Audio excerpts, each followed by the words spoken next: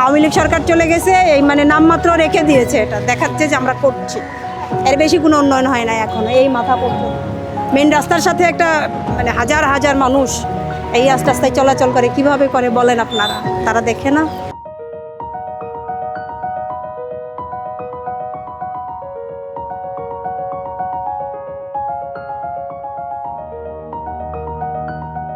Chorus নিউজে সবাইকে স্বাগত জানাচ্ছি, আমি জাকির হোসেন।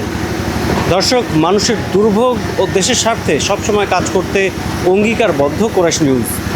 মানুষের দুর্ভোগ তুলে ধরার জন্য আমরা আজকে এসেছি রাজধানীর উত্তর মুগদায়। দর্শক, আপনারা দেখতে পাচ্ছেন যে উত্তর মুগদার এই রাস্তাটি দীর্ঘদিন যাবৎ এইভাবে বেহাল দশা। এই এলাকার যে বাসিন্দা তারা অনেক দিন যাবৎ এই এলাকায় এই রাস্তা দিয়ে চলাচল করতে বিভিন্ন সমস্যার সম্মুখীন হচ্ছেন। দর্শক, বিভিন্ন খান কন্দা এবং যে গর্তগুলো এই রাস্তায় আমরা দেখতে পাচ্ছি, এই গর্ত দিয়ে চলতে ফিরতে মানুষ বিভিন্ন দুর্ঘটনার শিকারও হচ্ছে। চলুন দর্শক, আমরা জেনে নেই এই এলাকার বাসিন্দাদের কাছ থেকে তারা কি সমস্যায় ভুগছে এই রাস্তার বেহাল দশায়।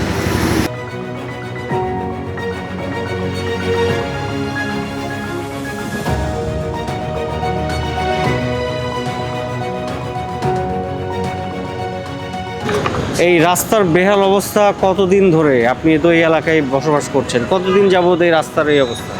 এটার অবস্থা প্রায় আওয়ামী লীগ আমল থেকে এটা ছিল, নষ্ট হয়েছিল। তাই এরপরে আবার বহুদিন ধরেই আমরা বেহালে ছিলাম। তাই আওয়ামী লীগ পতন হওয়ার পরে নূতন সরকার আসে নাই, এখন যারা আছে এরা আবার এই বিএমপির লোকের ভাঙচুর করে নিয়েছে। এই বেহালে আমার কাজের অবস্থায় এখনই আসছে।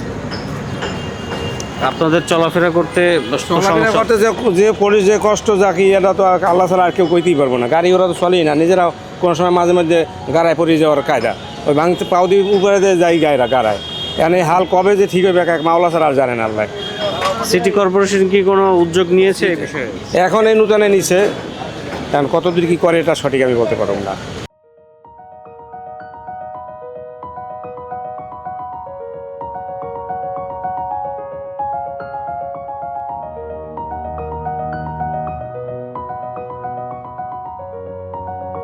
এই রাস্তাটি প্রায় 8 মাস যাবৎ এই বেহাল অবস্থা।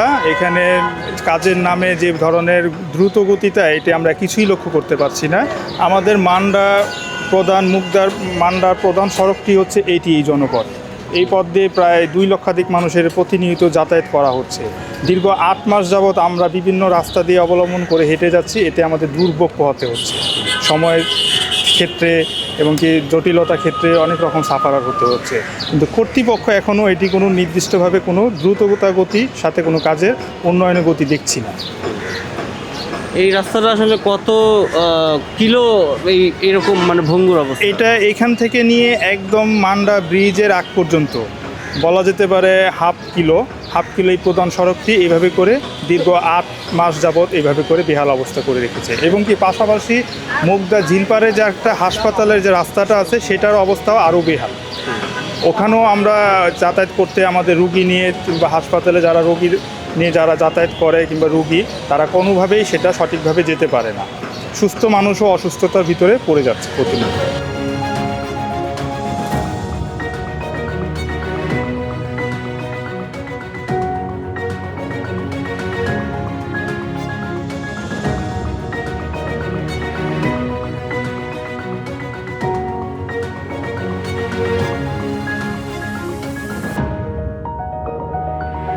আমাদের অনেক সমস্যা হচ্ছে, বর্ষাকালে এখানে হাঁটা যায় না, কাদা প্রচুর হয়, মানুষের চলাফেরা কষ্ট, অনেক সময় অ্যাক্সিডেন্টও ঘটে, গাড়ি পড়ে যায় নিচে, আবার মান্ডার ভিতরে পানি থাকে না, মাঝে মাঝে আবার বিদ্যুতের সমস্যা দেখা দেয়, মানে এটাই হলো আর কি বেশি।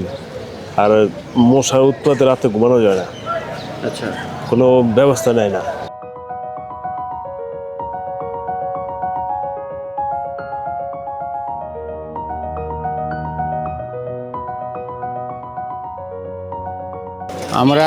আমি এই মুগদা এরিয়ার ভিতরে আজকে 42 বছর যাবৎ।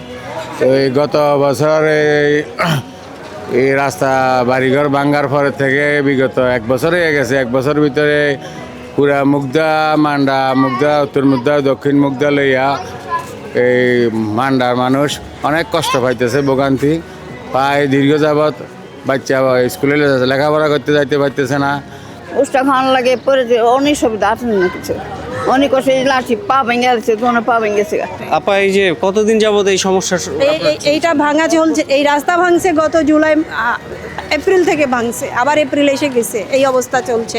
আওয়ামী লীগ সরকার চলে গেছে, এই মানে নামমাত্র রেখে দিয়েছে, এটা দেখাচ্ছে যে আমরা করছি, এর বেশি কোনো উন্নয়ন হয় না এখনো। এই মাথা পর্যন্ত মেন রাস্তার সাথে একটা মানে হাজার হাজার মানুষ এই রাস্তায় চলাচল করে, কিভাবে করে বলেন আপনারা, তারা দেখে না?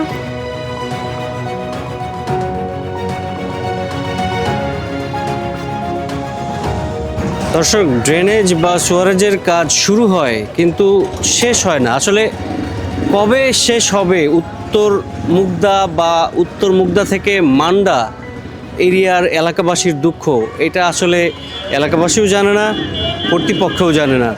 দর্শক, এই এলাকার যে বাজে অবস্থা, রাস্তার যে বেহাল দশা, এই বেহাল দশায় এলাকাবাসী খুবই ভুক্তভোগী। তারা চরম সমস্যায় চলাফেরা করছে। তারা চায় দ্রুতই এই এলাকার রাস্তাঘাট যেন চলাচলের উপযোগী হয়। জাকির হোসেন, কুরাইশ নিউজ, ঢাকা।